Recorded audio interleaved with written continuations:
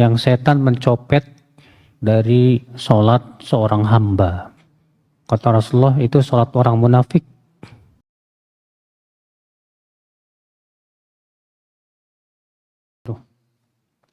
Wa na'udzu billahi min syururi anfusina wa man yudlil fala hadiyalah wa asyhadu anna Muhammadan abduhu wa rasuluh. Qala Allah Ta'ala fi kitabihil karim, ya ayyuhalladzina amanu taqullaha haqqa tuqatih wa la tamutunna illa wa antum muslimun, amma ba'd. Kita lanjutkan ayol ikhwah, hadis 553. Rasulullah sallallahu alaihi wasallam faqala ikhtilasun yakhtalisuhu syaitanu min salatil abdi. Rahul Bukhari wa Nasa'i wa Abu Dawud wa Ibnu Khuzaimah. Dari Aisyah SAW, ikhtilasun.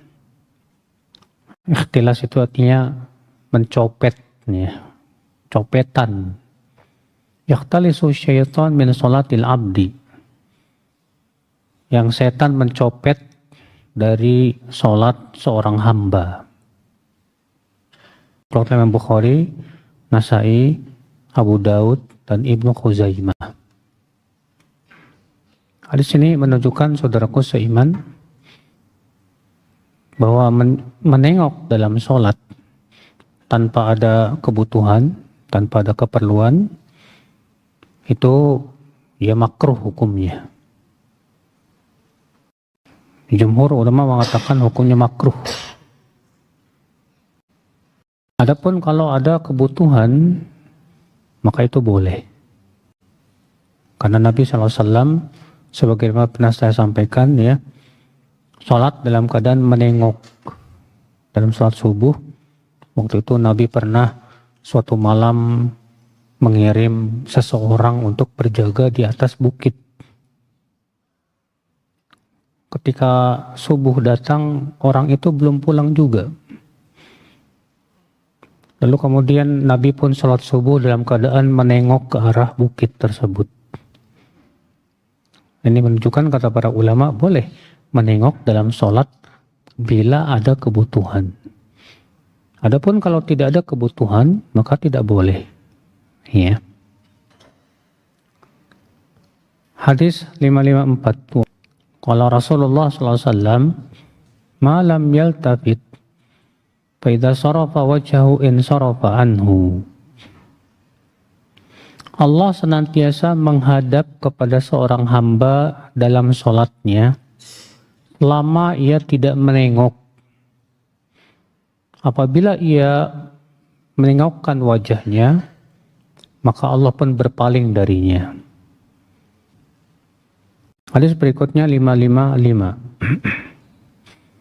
Wa Nabi Hurairah radhiyallahu anhu qala, "Awsani khalili sallallahu alaihi wasallam bi thalath wa nahani an thalath.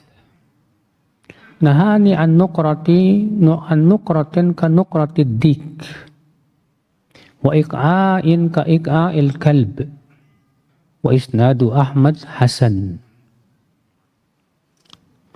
Dari Abu Hurairah, semoga Allah meridainya, ia berkata, kekasihku, yaitu Rasulullah SAW, berwasiat kepadaku dengan 3 dan melarangku dari 3 perkara. Beliau melarangku dari mematuk seperti mematuknya ayam, dan duduk ik'a seperti duduknya nengoknya musang. Hadis ini, akhi, kita ambil faedah yang pertama, larangan sholat dengan cepat, seperti mematuk. Dan bahkan sudah pernah kita jelaskan bahwa itu tidak menjadikan sholatnya tidak sah. Iya.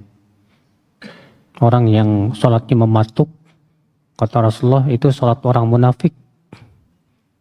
Dalam hadis yang pernah lewat, kata Rasulullah, tilka sholatul munafiq. Itu sholatnya orang munafik. Ya, ya jelisu yarkubus syams. Dia mengakhir-akhirkan sholat. Sampai ketika matahari telah mau terbenam, naqara naqratal ghurab. Dia pun sholat seperti ya burung mematuk, saking cepatnya. Ya. Yang kedua, yaitu ik'a, seperti ika'nya anjing. Seperti apa ika'nya anjing? Penafsiran yang paling sahih dari penafsiran para ulama, yaitu seseorang duduk di atas pantatnya, sementara dua telapak kakinya berada di samping kanan dan kiri. Sementara pantatnya duduk di atas lantai. Ya. Karena ik'a itu Pak ada dua macam. Ada ik'a yang haram dan ada ik'a yang sunnah.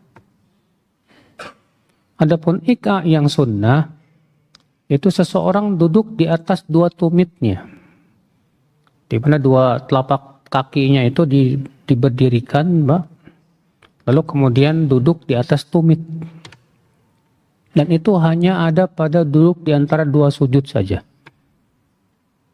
Itu hanya ada pada duduk di antara dua sujud. Ya, itu termasuk sunnah sebagaimana dikatakan oleh Ibnu Abbas dan Ibnu Umar. Di antara dua sujud. Ya. Faedah yang ketiga, larangan menengok dalam sholat, sebagaimana sudah kita sebutkan tadi. Faedah yang keempat di sini menunjukkan ikhwatul Islam, larangan tasyabuh atau menyerupai binatang. Karena Nabi di sini kata Abu Hurairah melarangku yang pertama mematuk seperti mematuknya apa? Dik ayam. Yang kedua duduk seperti duduknya anjing. Yang ketiga menengok seperti menengoknya musang. Ya, yang pertama ayam, yang kedua anjing, yang ketiga musang. Makanya kata para ulama, haram hukumnya kita tasyabuh dengan binatang. Nggak boleh. Antum memperagakan gaya monyet misalnya, nggak boleh. Atau antum memperagakan misalnya ya suara anjing misalnya, nggak boleh, Pak. Kenapa? Karena itu termasuk tasyabuh, dan tasyabuh dengan binatang itu tidak boleh, kecuali kalau ada keperluan, kebutuhan dalam rangka ta'lim misalnya. Ya, seperti misalnya ngajarin anak-anak suara anjing, suara ini biar bisa bedain. Walaupun kalau misalnya ada alternatif lain, ya, bukan dengan suara kita, ya jangan pakai suara kita, ya, suara beneran aja.